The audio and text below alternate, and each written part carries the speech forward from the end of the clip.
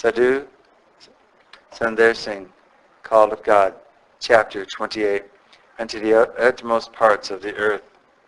I live by the faith of the Son of God, Galatians 2:20. Returning in July to India, the Sadhu completed his work in the south, turning west to Bombay for a conference and then north to Calcutta, where soon after his arrival he fell ill of influenza, which was raging there at the time.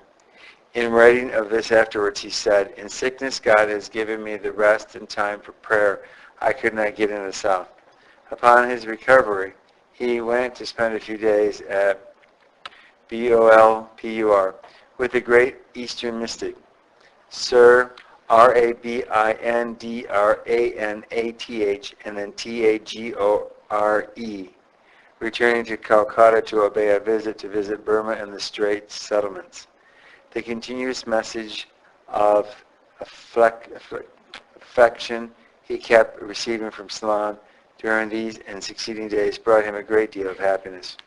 Returning to Calcutta to obey a call to visit Burma and the Straits settlements, the continuous messages of affection he kept receiving from Ceylon during these and succeeding days brought him a great deal of happiness.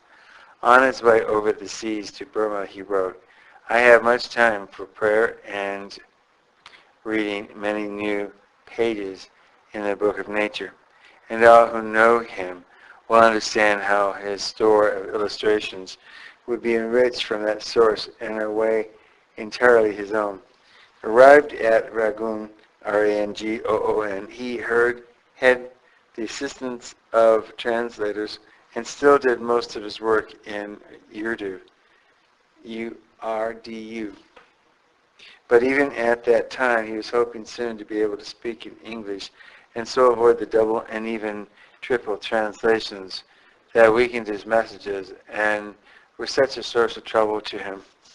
Private moments were given to the study of English and where possible he practiced speaking it. Here and in other cities he was followed by an ARYA and then SAMAJ, preacher who strove to undo his work by pouring forth violent invectives against Christianity, but people were not attracted to hear him, and he eventually gave up in disgust. At one of his meetings, Sundar Singh invited the people to contribute to the funds of the Indian National Missionary Society, when a thanks offering of Rs.500 was immediately raised for that purpose. As in South India and Ceylon, here a crowded program awaited him. The visit of Bishop Lefroy, Lefroy, at Rangoon early on had prepared the way for a good reception. The Bishop of Rangoon took the chair at one of his meetings when numerous thanks offerings for his work were made to God.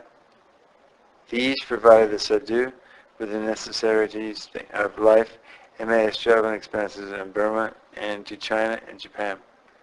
All through his life as a Sadhu, Sundar Singh has taken God at his word. "Take no thought for your life, what ye shall eat, put on." And God has amply rewarded his faith.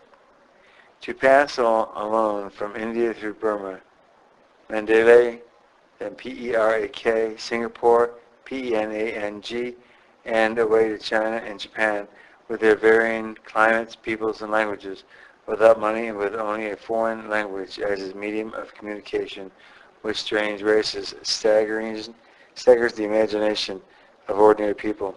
But the same faith that in early years made him turn his back upon his home and took him while yet a boy to the wilds of inhospitable Tibet enabled him to go at God's call to these distant places without a moment's hesitation or doubt, but at a time when, as Mr. K.P. Paul says, the whole of the Indian church was at his feet, and he could have had anything he wanted.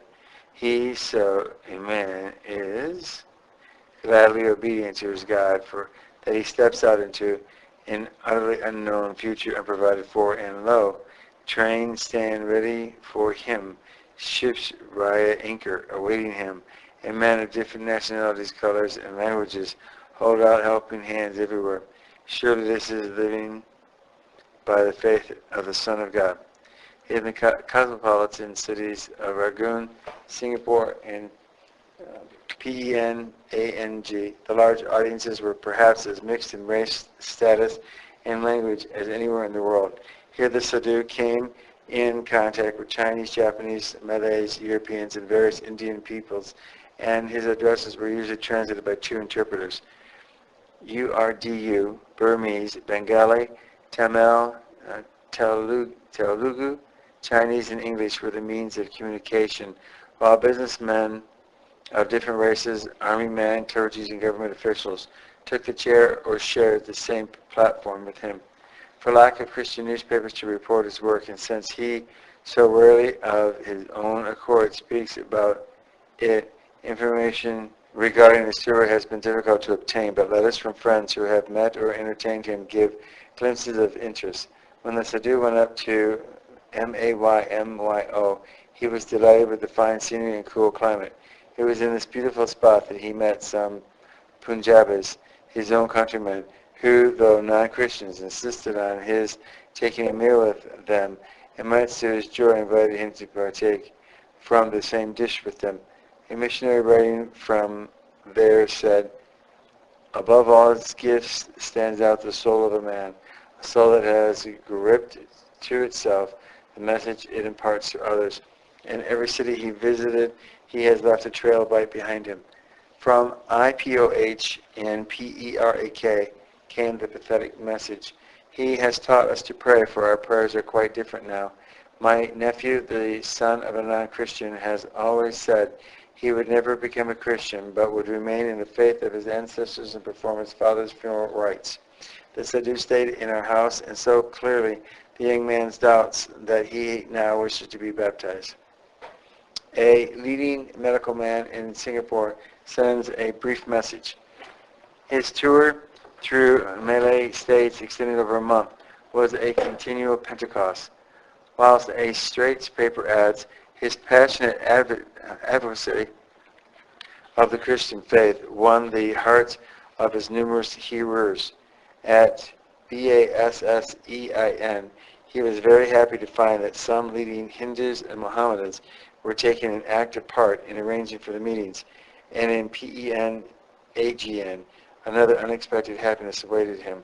He spoke in the Empire Theater, the address being summarized in Tamil, Malay, and Chinese. A meeting for the sheiks in HINDUSTANI was held in St. George's Chapel, when he preached to a full house. At the close of the meeting, a sheik gentleman arose and invited the Sadhu to go and speak in the sheik temple. At PENANG, also the chief of the police took the chair at one of his meetings and gave a half holiday to the police staff in order to give them the opportunity of attending.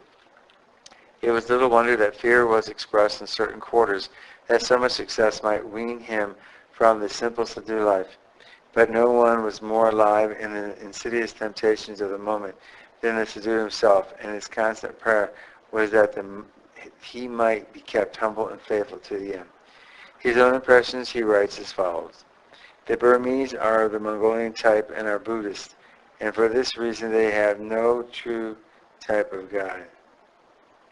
It is difficult to make them understand, for in their language they seem to have no word that rightly expresses our idea of God.